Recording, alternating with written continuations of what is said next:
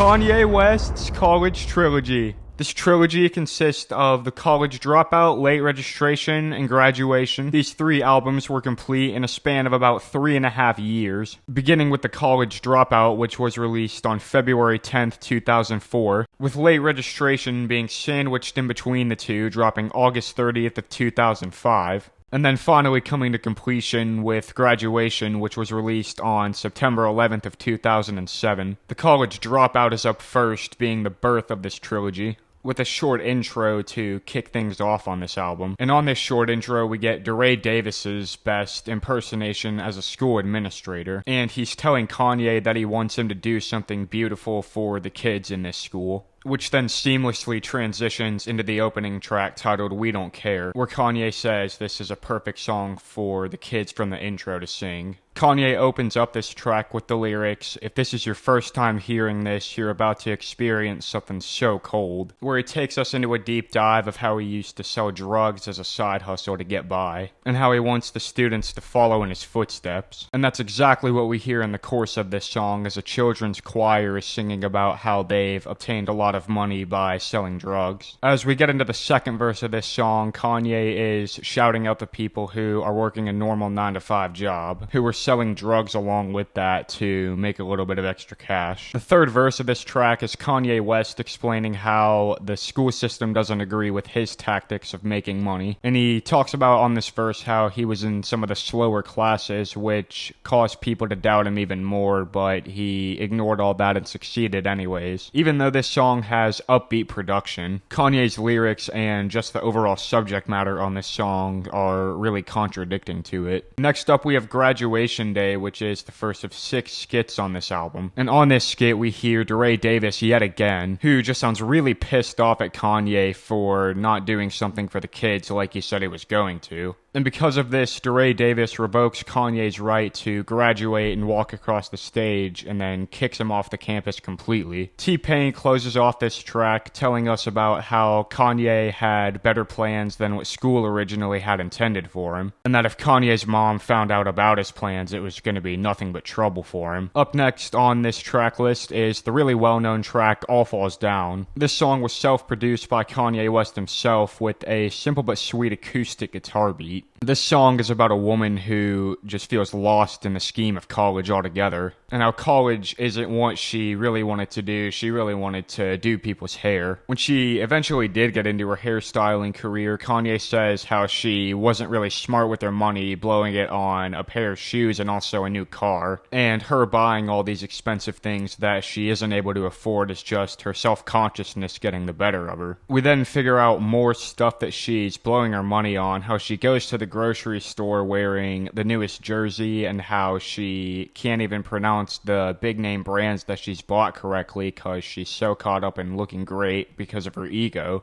And after that, Kanye explains how living the American dream isn't all that it seems, because people who have a lot of money tend to not express their true selves just because they're so caught up in buying the biggest and newest thing. And the woman who takes place in this song, her poor spending habits would eventually come back to bite her, where it got to the point where she had multiple bills past due. So yeah, basically what this song is saying is just don't be a dumbass with your money, pretty much. I'll Fly Away is the second skit out of the 6 on this album, where we hear a nice gospel piano melody, and this skit is basically just saying how you'll fly away and ascend to heaven once your life is over. The track Spaceship is up next on this one, featuring GLC along with Consequence, where Kanye is really frustrated about how he's not getting paid enough at his retail job, and during his graveyard shift that he's working, he wishes he could buy a spaceship to fly away from it. On the first verse of this song, we figure out that Kanye is just on the last straw with his manager, because his manager was mad at him for stealing from other stores. And later on in this track, his employees along with his manager switch up from being mad at him to praising him and putting him in front of the store. And at this point, Kanye's just fed up with all of this and quits his job altogether, where his main focus now is to pursue music full time. After the hook repeats again, GLC is up on the second verse of this song, where he brings up how he lost his mother and also his mind, and how this just pushed him to work harder than he ever had before. And unlike Kanye, he didn't work a retail job at all. He was seen hustling in the streets of Chicago full time. Consequence is up next with the third and last verse on this track, where he explains to us how he was trying to make ends meet, which meant having a lack of food in his fridge most of the time, and also how he had to take the dollar cab home most nights. Yeah, overall, this is just a really good song about how we see Kanye working a job that he didn't like and how he wanted to take matters into his own hands and ultimately lead him to a better life. Jesus Walks is up next on this album. This song goes over topics such as society, racism, and also the war with ourselves. Kanye sparks this track off by talking about his hometown Chicago and the violence that tends to go on in that city. T-Pain can also be heard vocalizing over Kanye's verse, telling us how he's praying to God in hopes that he will keep him on his feet and in turn keep him away from the devil. On the second verse of this song, Kanye is seen expressing his frustration about how these radio stations will push out any kind of music. But the second that Jesus is mentioned in a song, it just seems to get pushed under the rug. This song is then wrapped up by the children's choir heard singing that chorus that we heard earlier in the song, smoothly transitioning into the next song titled Never Let Me Down with features from Jay-Z and also Jay Ivy. The starting verse of this song belongs to Jay-Z himself, speaking on his longevity in the rap game and how he's managed to stay relevant throughout his entire career. The rest of his verse features really striking wordplay, speaking on how he's earned his spot essentially at the top of the rap game, with a nice Jeff Gordon bar to end his verse where he says, "It's Hove tradition, Jeff Gordon of rap. I'm back to claim the pole position, holla at your boy."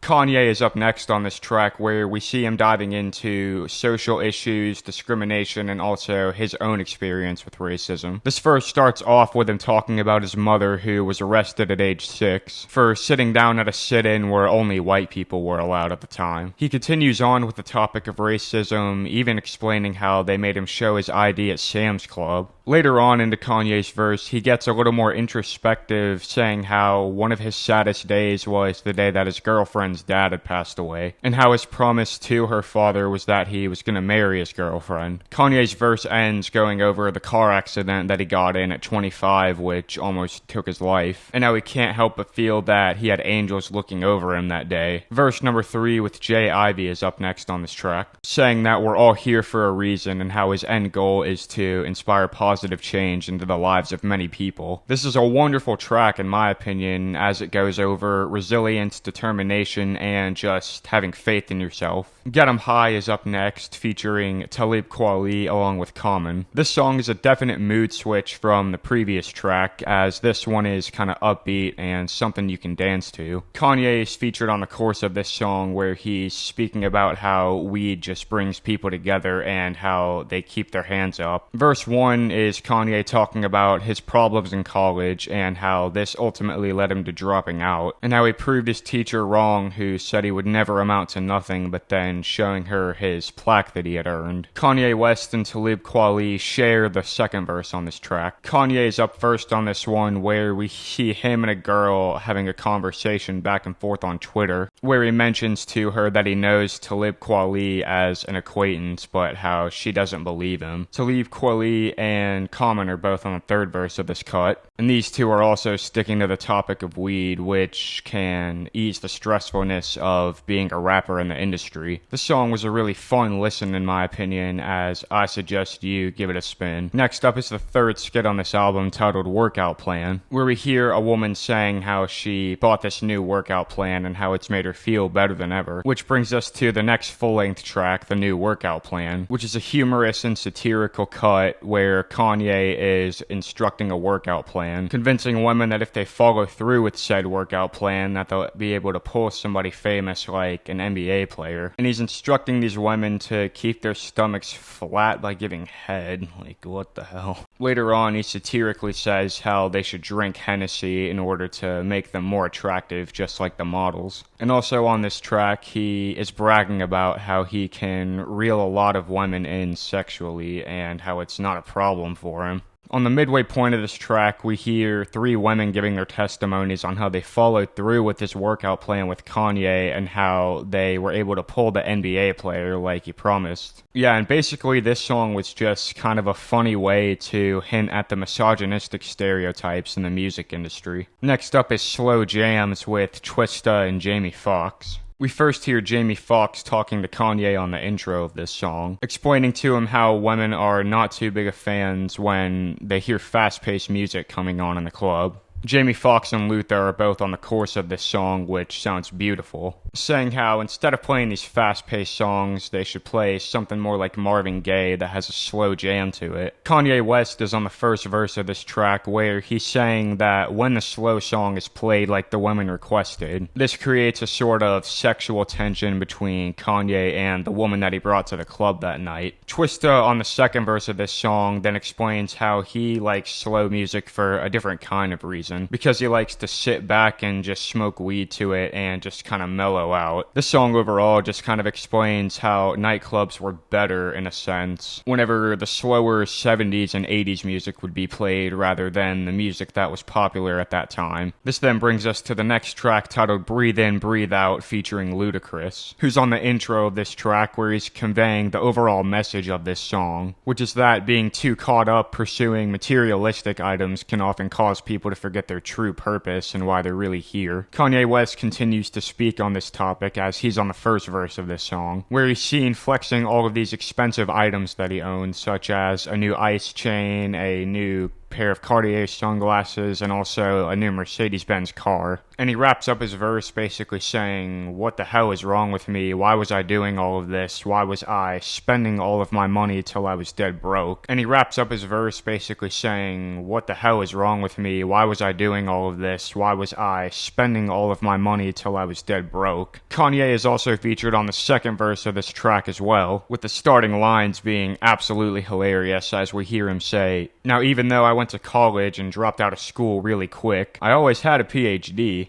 A pretty huge dick." In the setting of this second verse, we see Kanye in a club, where at the end of the night he eventually ends up taking a girl home. And in the middle of the car ride, she is explaining to Kanye how she has a man but doesn't really like him all that much. And Kanye uses this as an opportunity to try and get some head, as he thinks that'll piss her man off. And after we get to this ludicrous hook yet again, verse 3 comes along, which features Kanye yet again, where he's once again living his best life, and now he thinks he's entitled to more things than ordinary people, saying that when he speeds past the police, they just laugh at him instead of going after him. He then brings up the girl that we heard from earlier that he had brought home from the club that night, and wraps up this verse by saying, if you can't take this kind of lifestyle, then you need to just take a moment and breathe, because he doesn't think that she'll be able to handle it. In my opinion, this was another really good song overall, speaking on how living this super rich and materialistic lifestyle isn't all that it seems all the time, and how sometimes you just need a moment to reflect on the things that really matter in the grand scheme of things. Next up is the fourth skit on this album, titled School Spirit Skit 1, which is a sarcastic skit saying how college just isn't as good as it seems once you really look at it, and how once all the partying that you've done is over, you go into a job that underpays you, just to end up blowing your entire salary on drugs. This skit is a follow-up to the next track, which is titled School Spirit.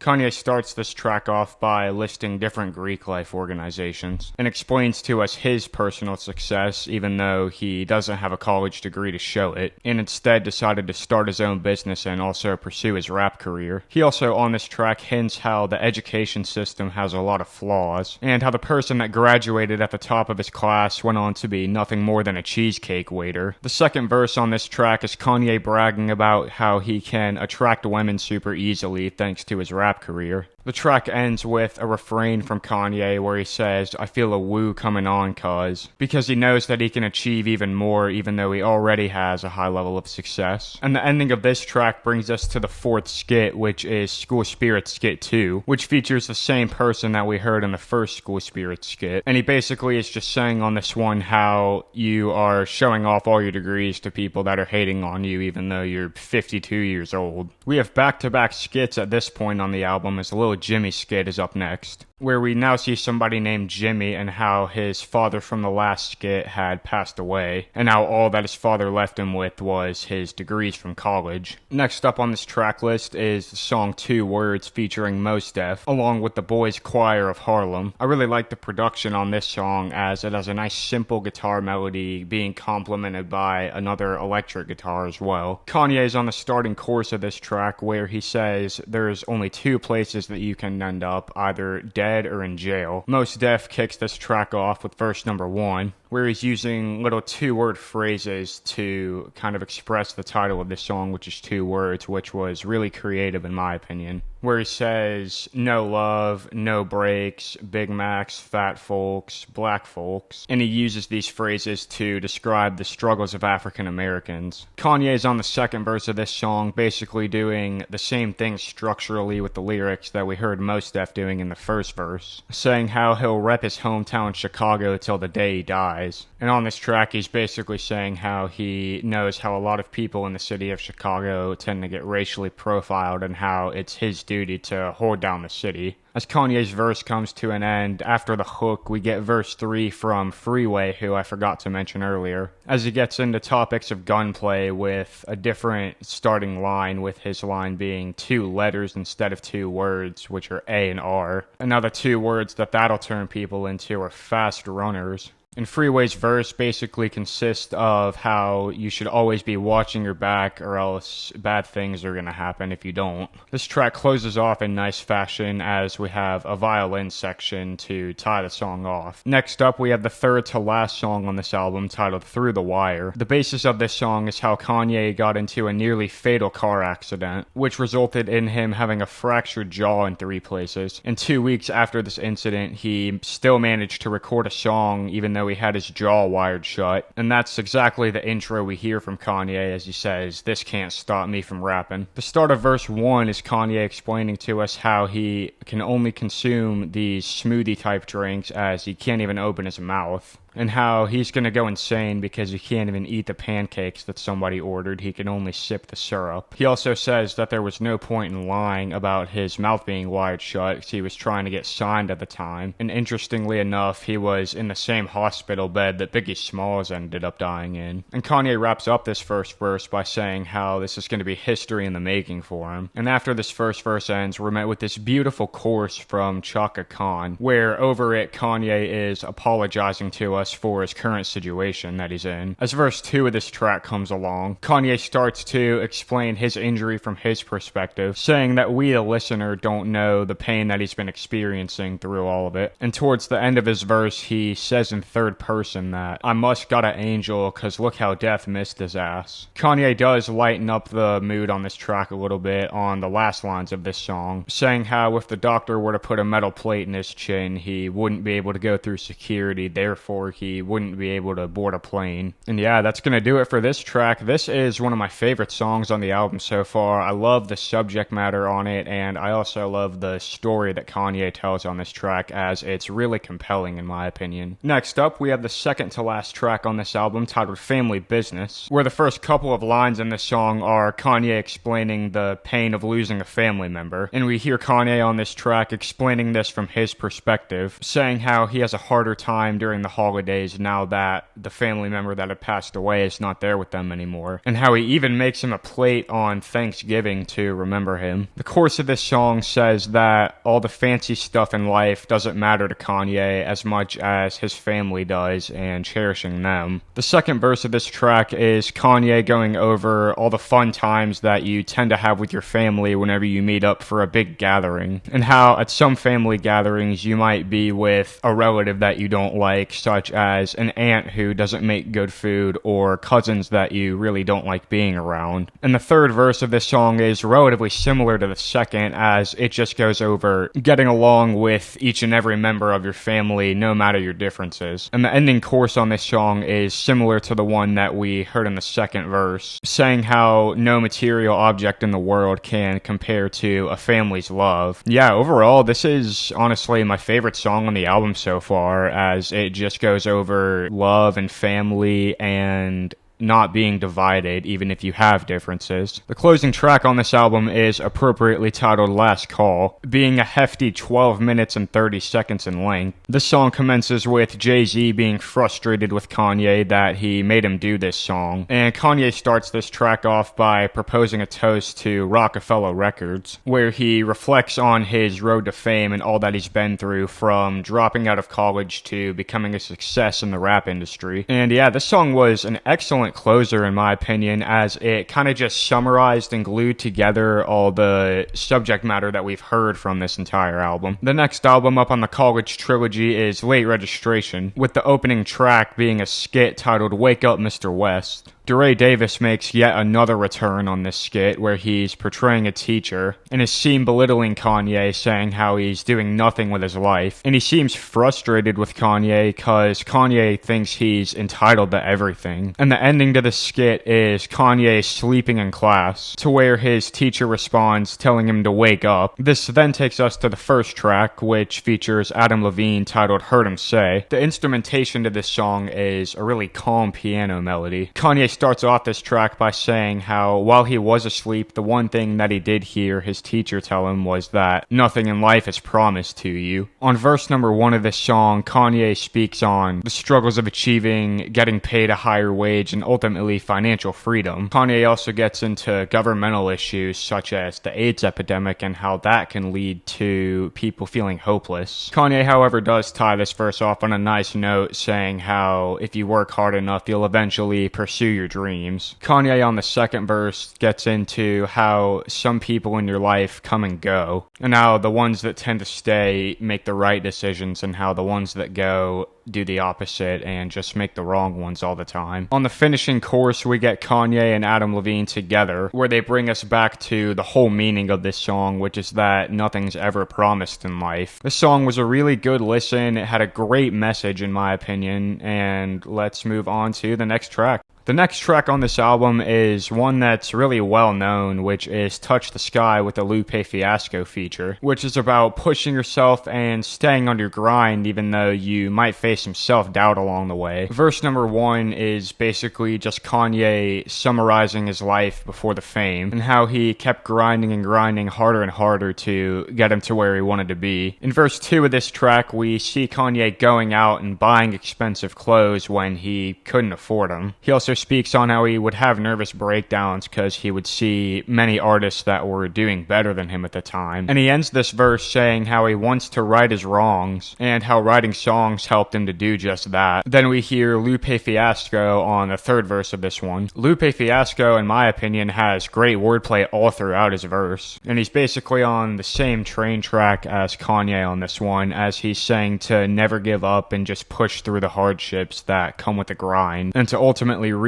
for the sky. This is a really good motivational track in my opinion, which Kanye and Lupe complemented very well in my opinion. The next track on this album, I'd argue, is even more well known than the previous one, and this track is Gold Digger. The chorus on this track, do I even need to explain it? I feel like we've all heard it at one point or another. Kanye's up on the first verse of this track as he's telling us how he met this girl at a beauty salon this one day, and how he later ended up taking her on a date only to realize that she was a gold digger. On the second verse, Kanye is explaining to us how that if you dated a gold digger, it can end up being a problem, and how if you give her money to go buy something for you, she ultimately does the opposite and just selfishly will buy something for herself. Overall, I think Kanye just did a really good job on this track of explaining what it's like to date a gold digger and the dangers that come with it. The next track is a skit titled Skit Number 1, where we see DeRay Davis bringing a group of brothers together to start their own fraternity, with their chapter name being Broke Fi Broke. This is another satirical skit just like we previously heard in the College Dropout, and this one is saying how if they all go outside, DeRay Davis is going to be the only one having clothes on. DeRay Davis then explains how there's one woman in their fraternity and she's the only one with a car, and how she was going to be the one that drove all these brothers around because they didn't have any gas money. This then leads us to the next track titled Drive Slow with Paul Wall and GLC. The song production-wise has a super mellow saxophone beat to it. Kanye's on the opening track of this song saying to pump your brakes and drive slow because you never know, you might meet some hoes that night. And on this first verse, he explains to us how he was with this friend named Mally, who was Kanye's friend who was really rich. And the reason being is because Mally had inherited so much money from his father who had passed away. Mally had so much money that he was living his best life at the time. Kanye on this this track gets into how him and Mally would go to the mall Saturday nights, with Kanye's end goal being to get into a pair of drawers. But because of that, Mally told him to not rush and drive slow. We then get Paul Wall on this track, who's basically bragging about all of this success, where he's basically just saying, I'm the shit, I get nice girls, I drive a nice car, things like that. And he ends his verse the same way Kanye did, saying, I'm looking for some hoes, drive slow, homie. Kanye and GLC continue this topic of flaunting their lifestyle on the third verse of this song, claiming they both have good genetics and they have nice chains and things of that nature. And I think the message of this song is really clear at this point, as the verse ends the same way yet again, saying, drive slow, homie, meaning that instead of chasing all these material objects, you should take a moment to breathe and just be grateful for what you have and take it slow. My Way Home is a short and sweet track, being only a minute 43 in length, which features Common. Common basically just goes over the struggle of one trying to find his true home in a world full of chaos, where he compares struggling to find your home in being in Las Vegas as you're surrounded by fancy things every which way. Next up, we have Crack Music with a feature from the game. Kanye on his first verse explains how music is kind of like crack and how once you start listening to it, you can't stop, as it's really addicting. There's also a lot of political commentary scattered throughout this song about the harm that drugs can do to someone and how the government doesn't really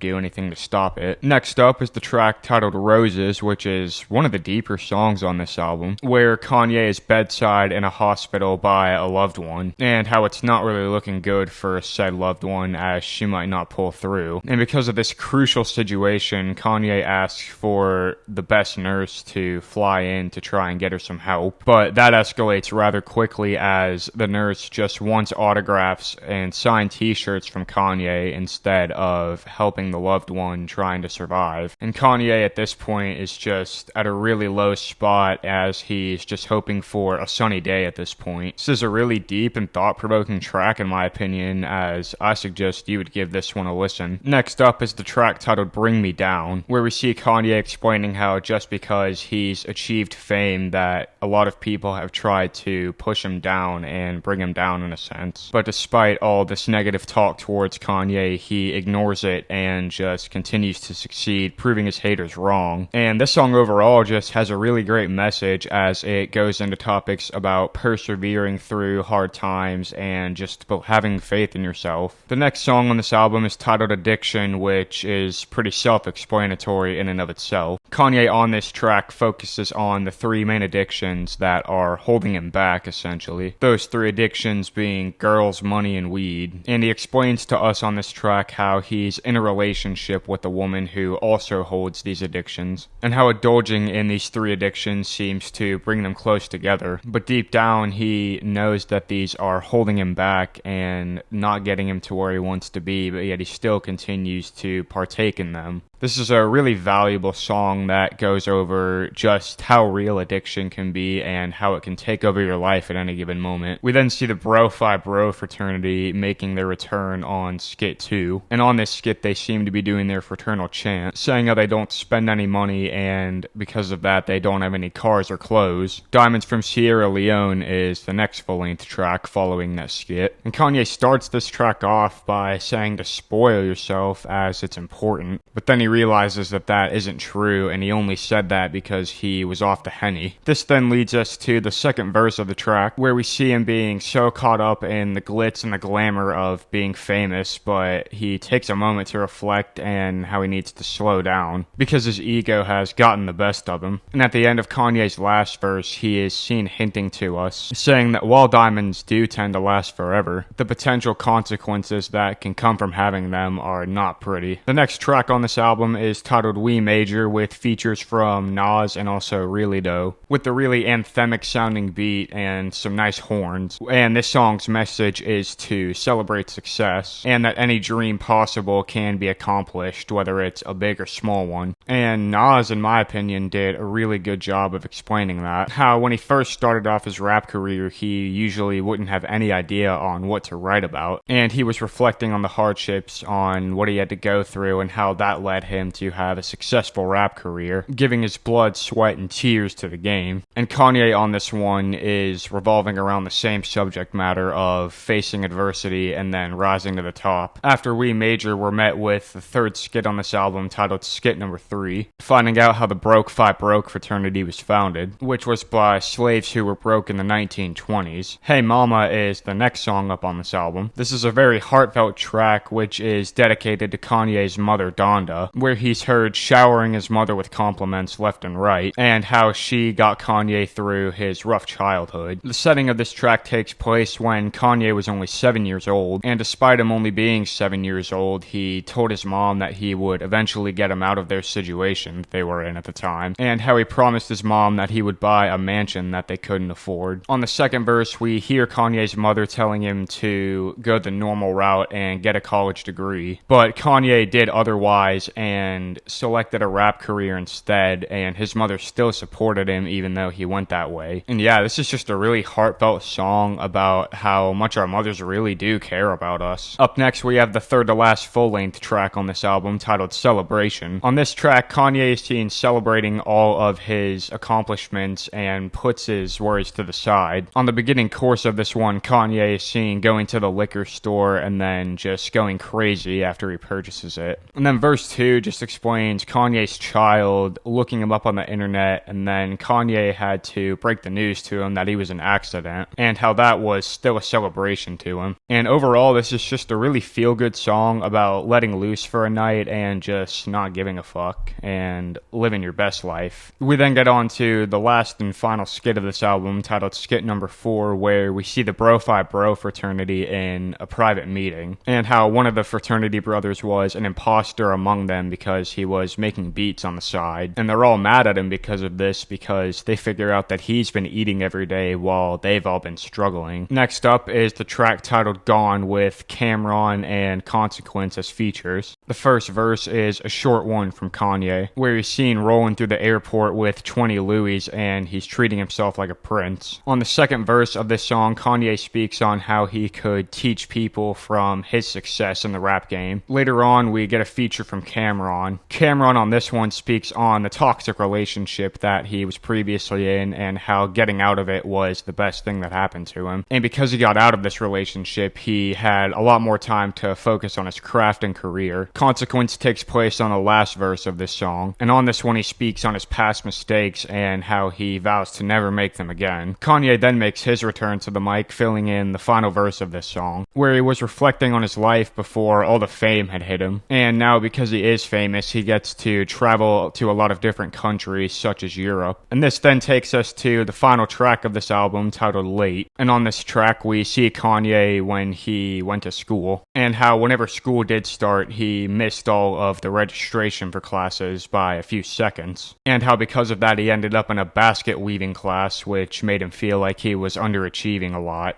On the second verse of this song, Kanye describes the consequences that come with being late for a lot of things, such as not making it to a party before the guest list closes. And that is just about going to wrap up things for Late Registration. Let's get on to the final album, Graduation. This album picks up where Late Registration left off about 2 years later, with the opening track on this album, Good Morning, where it goes over Kanye starting his day fresh, saying, "Wake up, Mr. West, Mr. Fresh." And we see him reflecting on his past self, where he was barely passing tests and barely passing school altogether. On the second verse of this song, Kanye is explaining how this was the day that he became legendary, and he was looking back on past moments, seeing how far he had come. This song once again hints at the flaws of the school system, saying how the valedictorian of the school was scared of the future as Kanye hops in his DeLorean and is all successful. This then brings us to the second song on this album, titled Champion. This song tells a story about how Kanye knew he was a champion deep down, even though he came from rough beginnings, and how he didn't let his tough situation stop him from doing what he wanted to do, which was becoming a successful rapper and succeeding. And yeah, this song is just great for motivational purposes, in that it tells you that you can really do anything you can put your mind to. The third track on this album is a fairly well-known one, which is Stronger. Daft Punk can be heard on the intro of this song, with the line, "Work it, make it, do it, makes us harder, better, faster, stronger." On the chorus of this track, Kanye can be heard saying, "What doesn't kill him only makes him stronger." In the second verse of this track, Kanye has had a little bit too much to drink, and he's seen talking to a woman. And he's really skeptical about whether he should get with her or not for the night, knowing that there's thousands of other women out there.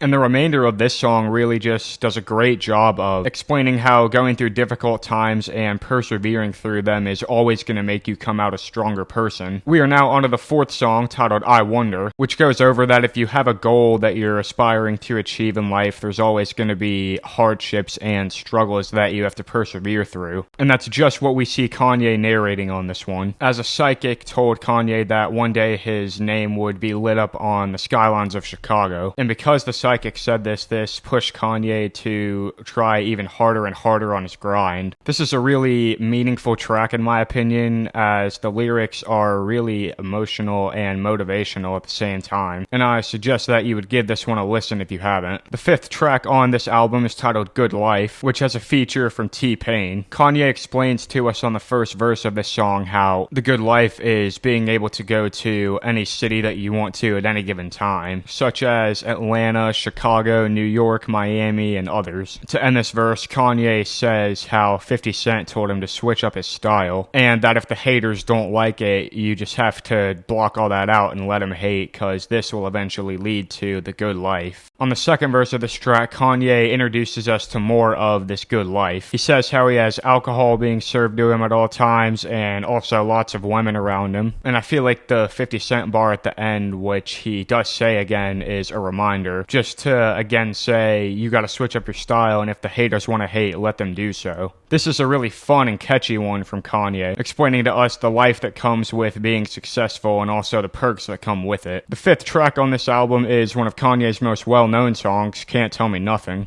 Kanye starts this song off by saying that he had dreams of buying his way into heaven but spent it on a necklace instead, and how he just acted more and more dumb with his money under pressure, blowing it on stuff like Louis V. Verse 2 on this track is Kanye saying that this is his life and that he can do what he wants with it, and that because he's become all rich and famous, he's often scrutinized by other people who aren't. And the closing verse on this track from Kanye is him saying that the harder you work doesn't always equal the most success, as he gives us an analogy of the devil wearing Prada and Adam and Eve wearing nothing, and how he's right there in the middle. The next song on this album is titled "Barry Bonds" with a Lil Wayne feature. This song again goes over topics of coming up to success and going through struggles to do so. Kanye tells us that he's really proud of his music, saying, "Here's another hit, Barry Bonds." And Kanye's confidence seems to be at an all-time high here, saying how he doesn't need writers, he only needs himself to write his lyrics. Also, he says he's doing pretty good in life as far as a genius goes. And to end off his verse, he's saying how he thinks he's a top 5 MC, and you don't have to remind him of that. All you have to do is rewind his music. Lil Wayne shows up next on verse number 3, kicking his verse off saying how he's bright and not shady. And we also hear him flaunting his wealth on the track with the line, "I'm about my Franklins, Lincolns, and Reagans." And overall, this was just a really braggadocious track with these two just showing off their overall success and how much they've achieved. As Barry Bonds comes to a close, we move on to the track titled "Drunk and Hot Girls." And on this one, Mos Def and Kanye are just describing how they're too rich and too luxurious to go through bullshit to deal with drunk girls that are hot. Kanye on this one is seen driving around the town looking for a good spot to find some drunk girls, until he eventually pulls up to a club and finds exactly what he was looking for. And his end goal while he's at this club is to take this girl away from her boyfriend and get her to dance with him instead. On the second verse of this one, Kanye talks about how he used his wealth to attract these women, and how he was able to lure them to his car while they were intoxicated. Mos Def is up next on this track, teaching us a valuable lesson with his lyrics, speaking on just the overall dangers of being intoxicated, and how most of the time when you're in that state, it can lead you to make poor decisions. This song, once you actually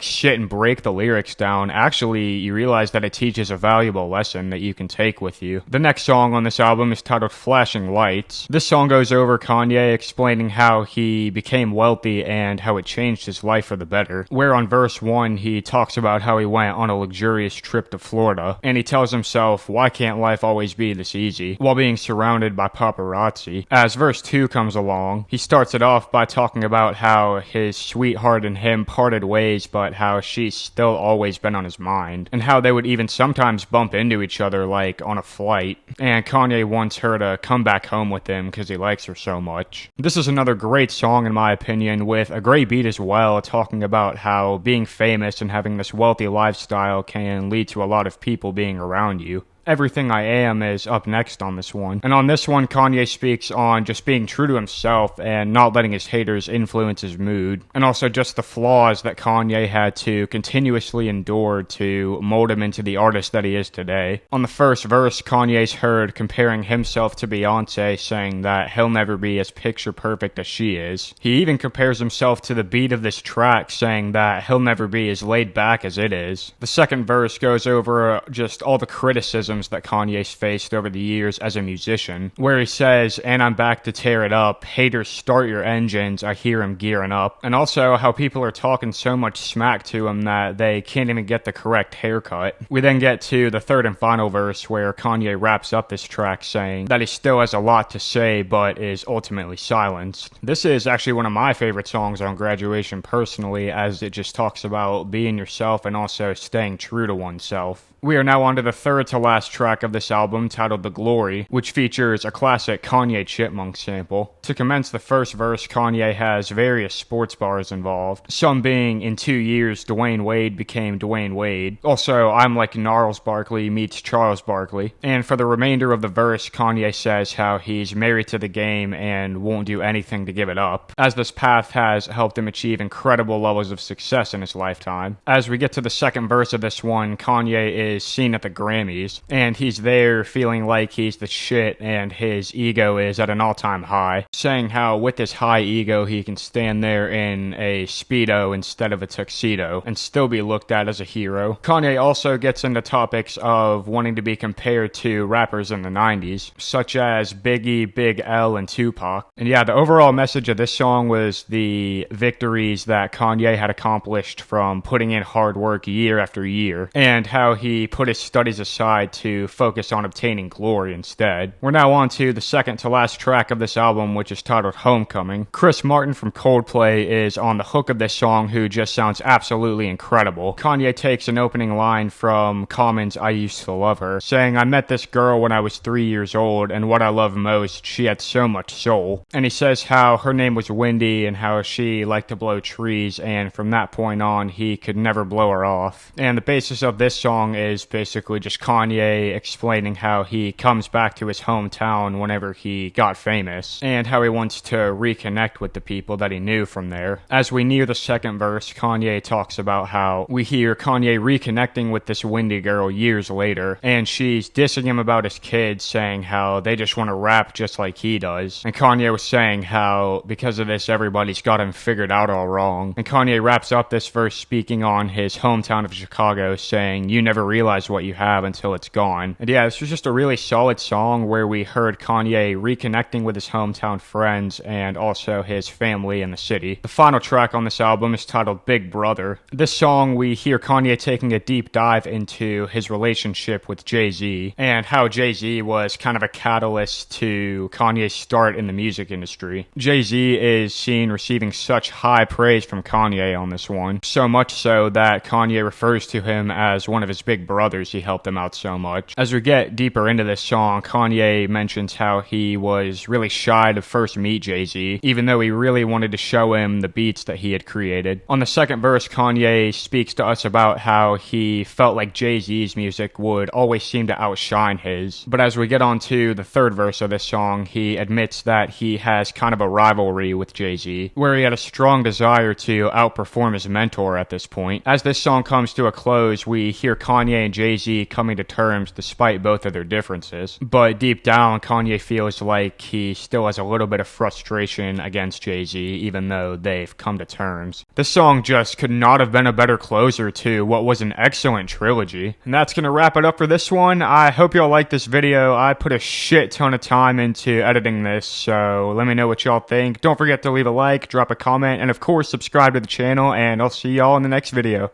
Peace out.